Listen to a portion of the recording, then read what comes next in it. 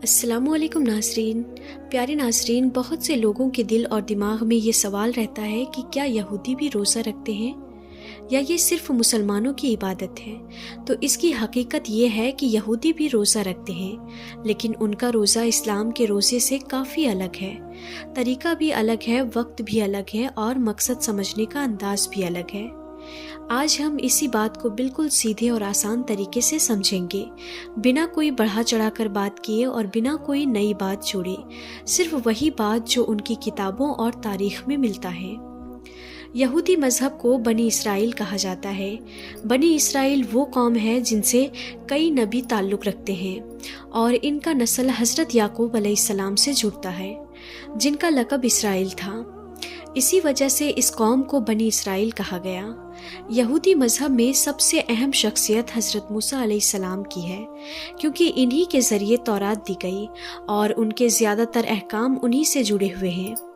یہودی مذہب میں عبادت، روزہ اور زندگی کے قانون سب تورات کے حساب سے چلتے ہیں، لیکن وقت کے ساتھ حالات بدلے تو کچھ چیزیں جڑتی چلی گئی اور کچھ میں فرق آیا۔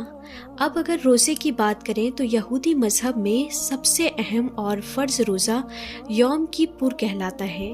یوم کپر کا مطلب ہوتا ہے معافی کا دن۔ یہ روزہ سال میں صرف ایک بار آتا ہے اور یہ روزہ سورج ڈوبنے کے بعد شروع ہوتا ہے اور اگلے دن اندھیرا ہونے تک چلتا ہے، یعنی لگ بھگ 25 سے 26 گھنٹے لگاتار روزہ۔ اس دوران یہودی نہ صرف کھانا پینا چھوڑتے ہیں بلکہ نہانا، خوشبو لگانا، تیل کریم لگانا اور جسمانی تعلق بھی چھوڑ دیتے ہیں۔ یہاں تک کہ آرام والی چمڑے کی جوتی پہننا بھی صحیح نہیں مانا جاتا۔ اس روزے کا اصل مقصد خدا کے سامنے جھکنا، اپنے گناہوں کا احساس کرنا اور معافی مانگنا ہوتا ہے۔ یہ روزہ رمضان کی طرح کئی دنوں کا نہیں بلکہ ایک ہی دن کا ہوتا ہے، لیکن کافی سخت مانا جاتا ہے۔ اس کے علاوہ یہودی مذہب میں حضرت موسیٰ علیہ السلام کے 40 دن کے روزوں کا بھی ذکر آتا ہے۔ جب وہ کوہ طور پر گئے تھے، تورات میں صاف لکھا ہے کہ ان 40 دنوں میں انہوں نے نہ روٹی کھائی نہ پانی پیا۔ اسی وجہ سے کچھ یہودی اس بات کو بہت اہم مانتے ہیں اور 40 روزوں کو عبادت کا بڑا ذریعہ سمجھتے ہیں۔ حالانکہ یہ روزے ہر یہودی پر فرض نہیں ہے بلکہ زیادہ تر نفلی طور پر دیکھے جاتے ہیں۔ اس کے علاوہ 7ویں مہینے کی 10 تاریخ کا روزہ بھی بہت اہم مانا جاتا ہے اور اسے بھی یوم کپور سے جوڑا جاتا ہے۔ کہا جاتا ہے کہ اس دن تورات کے اہم حکم دیے گئے تھے، اسی لیے اس روزے کو گناہوں کی معافی اور توبہ کا دن بھی مانا جاتا ہے۔ حضرت موسیٰ علیہ السلام کے بعد بنی اسرائیل پر اور بھی نبی آئے اور ان کے دور میں الگ الگ حالات پیش آئے۔ کبھی آزادی ملی، کبھی قید ہوئی، کبھی ملک چھینا گیا، کبھی آفت آئی۔ انہی حالات کی وجہ سے الگ الگ موقعوں پر روزے رکھے جانے لگے۔ اسی لیے یہودی مذہب میں صرف ایک روزہ نہیں بلکہ کئی طرح کے روزے ملتے ہیں، لیکن ان میں سب سے اہم وہی روزہ ہے جو سورج ڈوبنے سے اگلے دن رات تک چلتا ہے۔ یہودی روزے میں سحری جیسا کوئی عمل نہیں ہوتا۔ وہ لوگ روزہ شروع ہونے سے پہلے عام کھانا کھاتے ہیں اور اس کے بعد پورے وقت بنا کھائے پیے رہتے ہیں۔ روزہ ختم ہونے پر پہلے دعا کی جاتی ہے، اپنے گناہوں کی معافی مانگی جاتی ہے، پھر جا کر کھانا کھایا جاتا ہے۔ اس کے علاوہ یہودی مذہب میں کچھ اور روزے بھی ہوتے ہیں جو صبح سے لے کر سورج ڈوبنے تک رکھے جاتے ہیں۔ یہ روزے زیادہ تر کسی پرانے واقعے کی یاد میں ہوتے ہیں، جیسے کسی بڑی تباہی، کسی اہم شخص کی موت یا کسی مشکل دور کی نشانی کے طور پر۔ یہاں تک کہ شادی والے دن بھی دولہا اور دلہن روزہ رکھتے ہیں تاکہ نئی زندگی کی شروعات صاف اور پاک طریقے سے ہو۔ اگر کبھی بیماری پھیلے یا کوئی بڑی آفت آ جائے تو یہودی لوگ روزہ رکھ کر خدا سے رحمت مانگتے ہیں، اور اگر کسی بڑے شخص کا انتقال ہو جائے تو اس کی یاد میں بھی روزہ رکھا جاتا ہے۔ یہی وجہ ہے کہ حضرت موسیٰ علیہ السلام کے دنیا سے جانے کے دن کا روزہ بھی کچھ یہودی آج تک رکھتے ہیں۔ بعد کے دور میں جب بنی اسرائیل بابل کے قید میں رہے، اس وقت کچھ نئے روزے طے کیے گئے، لیکن یہ زیادہ تر نفلی تھے، اسی لیے ہر یہودی میں عام نہیں ہو سکے۔ لیکن کچھ سخت پرہیزگار یہودی آج بھی ہر پیر اور جمعرات کا روزہ رکھتے ہیں۔ ان کا ماننا ہے کہ حضرت موسیٰ علیہ السلام جمعرات کو کوہ طور پر گئے تھے اور پیر کے دن واپس آئے تھے۔ اسی لیے وہ ان دونوں دنوں کو خاص سمجھتے ہیں۔ یہودی کتابوں میں ایسے لوگوں کا بھی ذکر ملتا ہے جو جنگلوں اور ویرانوں میں جا کر عبادت کرتے تھے، روزے رکھتے تھے اور اپنے گناہوں سے نجات پانے کی کوشش کرتے تھے۔ اس سے یہ بات صاف ہوتی ہے کہ یہودی مذہب میں روزہ صرف بھوکا رہنا نہیں بلکہ خدا کے سامنے ٹوٹ جانا اور اپنے آپ کو جھکا دینا مانا جاتا ہے۔ اور یہی سے یہ سمجھنا ضروری ہو جاتا ہے کہ یہودی اور مسلمانوں کے روزوں میں فرق کیوں ہے اور یہ فرق کہاں سے شروع ہوتا ہے۔ اب جب یہ سمجھ آ گیا کہ یہودی روزہ کیسے رکھتے ہیں تو ضروری یہ ہے اور یہ سمجھا جائے کہ یہودی اور مسلمانوں کے روزے میں اصل فرق کہاں سے شروع ہوتا ہے۔ سب سے پہلا فرق نیت اور نظام کا ہے۔ یہودی مذہب میں روزہ زیادہ تر گناہوں کی معافی اور کسی پرانے واقعے کی یاد سے جڑا ہوا ہے، جبکہ اسلام میں روزہ صرف معافی نہیں بلکہ تقوی حاصل کرنے کا ذریعہ ہے۔ اسلام میں روزہ ایک پورا ٹریننگ سسٹم ہے جس میں آنکھ، کان، زبان، دل اور جسم سب شامل ہوتے ہیں۔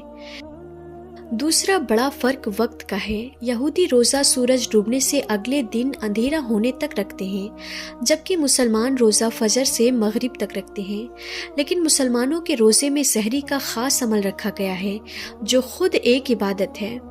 نبی کریم صلی اللہ تعالیٰ علیہ وسلم نے صاف فرمایا کہ مسلمان اور یہودی روزے میں فرق کرنے والی چیز سحری ہے۔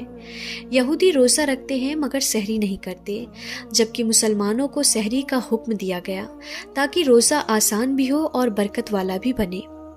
تیسرا فرق پابندیوں کا ہے۔ یہودی روزے میں نہانا، تیل لگانا، خوشبو لگانا اور چمڑے کی جوتی پہننا بھی چھوڑ دیتے ہیں، لیکن اس کے باوجود ان کے روزے کا تعلق عام زندگی سے کٹ جاتا ہے، جبکہ اسلام میں روزہ رکھتے ہوئے بھی انسان کام کرتا ہے، روزی کماتا ہے، لوگوں سے ملتا ہے اور خود کو سماج سے الگ نہیں کرتا۔ یعنی اسلام کا روزہ زندگی سے بھاگنا نہیں بلکہ زندگی کے بیچ رہ کر خود کو قابو میں رکھنا سکھاتا ہے۔ اب اگر نماز کی بات کریں تو یہودی عبادت میں کوئی طے رکعت، کوئی طے طریقہ، کوئی طے وقت ہر جگہ ایک جیسا نہیں ملتا۔ ان کی نماز یعنی ان کی عبادت زیادہ تر دعا اور تلاوت پر ڈیپینڈ ہوتی ہے، کبھی کھڑے ہو کر، کبھی جھک کر، کبھی سجدے میں اور کبھی جھومتے ہوئے۔ لیکن اسلام میں نماز ایک مکمل نظام ہے، دن میں 5 وقت طے ہے، طریقہ طے ہے، جماعت کا مضبوط سسٹم ہے جس میں امیر، غریب، گورا، کالا سب ایک صف میں کھڑے ہوتے ہیں۔ یہ چیز اسلام کو صرف مذہب نہیں بلکہ ایک پورا سسٹم بناتی ہے۔ یہودی مذہب میں اجتماعی نماز دن میں 3 بار ہے، جبکہ اسلام میں 5 وقت کی نماز کو خدا سے جوڑ دیتی ہے۔ اب تہواروں کی بات کریں تو یہودی کیلنڈر بھی چاند پر چلتا ہے، لیکن ان کے تہوار زیادہ تر کسی ایتہاسک یاد سے جڑے ہیں، جیسے پاس اوور جو مصر سے نکلنے کی یاد ہے، جبکہ اسلام کے تہوار سیدھے عبادت سے جڑے ہیں۔ عید الفطر روزے کی عبادت کے بعد آتی ہے اور عید الاضحیٰ قربانی اور فرمانبرداری کی یاد دلاتی ہے۔ یعنی اسلام میں خوشی بھی عبادت سے جڑی ہوئی ہے۔ کھانے پینے کے معاملے میں یہودی کوشر کھاتے ہیں جو کچھ حد تک حلال جیسا ہے، لیکن ان کے یہاں دودھ اور گوشت کو ایک ساتھ کھانا منع ہے، جبکہ اسلام میں حلال کا نظام آسان بھی ہے اور فطرت کے قریب بھی۔ اب ٹوپی والے سوال کو سمجھیں تو یہودی کپا پہنتے ہیں تاکہ خدا کو یاد رکھیں۔ مسلمان ٹوپی پہنے یا نہ پہنے لیکن نماز میں سجدہ کر کے سیدھے زمین پر ماتھا رکھ کر خدا کے سامنے جھکتے ہیں۔ یعنی اسلام میں یاد صرف نشانی نہیں بلکہ عمل ہے۔ اب اگر پوری تصویر کو ایک ساتھ دیکھا جائے تو یہ صاف نظر آتا ہے کہ یہودی مذہب میں روزہ اور عبادت وقت کے ساتھ بکھرتی چلی گئی، کبھی کچھ جوڑا گیا، کبھی کچھ چھوڑا گیا، لیکن اسلام میں روزہ، نماز، زکوٰۃ، حج سب ایک مضبوط ڈھانچے میں بندھے ہوئے ہیں۔ یہی وجہ ہے کہ اسلام صرف روایتوں کا مذہب نہیں بلکہ ایک مکمل اور بیلنسڈ نظامی زندگی ہے، جہاں عبادت بھی ہے، سماج بھی ہے، اخلاق بھی ہے اور انصاف بھی ہے۔ اسلام انسان کو جنگلوں میں بھیج کر نہیں بلکہ بازاروں میں رہ کر خدا سے جوڑتا ہے۔ روزہ رکھ کر بھوکا رہنا مقصد نہیں بلکہ بھوک کے ساتھ صبر اور رحم سیکھنا مقصد ہے۔ یہی وہ جگہ ہے جہاں مسلمانوں کا روزہ صرف ایک رسم نہیں بلکہ انسان کو بہتر بنانے والا عمل بن جاتا ہے۔ اسی لیے جب بات روزے اور عبادت کی آتی ہے تو اسلام کا نظام زیادہ واضح اور مکمل اور زیادہ اثردار نظر آتا ہے۔ اور یہی وجہ ہے کہ آج بھی کروڑوں مسلمان ایک ہی مہینے میں ایک ہی طریقے سے ایک ہی وقت پر روزہ رکھتے ہیں اور ایک ہی خدا کے سامنے جھکتے ہیں۔ ناظرین، امید ہے اب آپ کو یہ فرق صاف سمجھ آ گیا ہوگا کہ روزہ صرف بھوکا رہنا نہیں بلکہ کس مذہب نے اسے کس مقصد کے لیے اور کس حد تک مکمل بنایا۔ یہی اصل فرق ہے اور یہیں پر بات مکمل ہوتی ہے۔